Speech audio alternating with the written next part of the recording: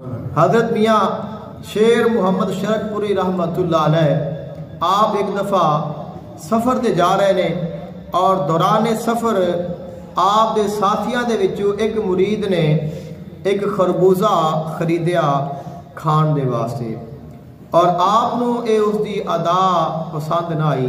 फरमाया कि साडे नाल जा रहे ने और ये साडे मेहमान ने तो इन्हां नूं साडे कोल खाना चाहिए। अपने गुलाम ने फरमाया कि जिस दे कोल आप दे रुपए पैसे सन, फरमाया कि जाओ और काफ़ी सारे खरबूजे खरीद के लाओ और सारे पेश करो। अब गए और वो मन खरबूजे खरीद लाए। आपने फरमाया कि नहीं, सारे ही खरीद लिया।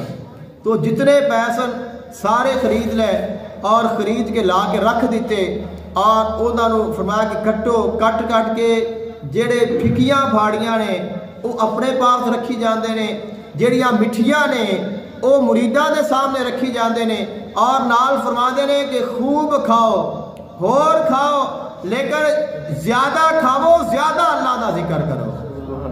खूब खाओ और जिक्र इलाही भी करो कि खाना भी है अल्लाह का जिक्र करने वास्ते खाना है।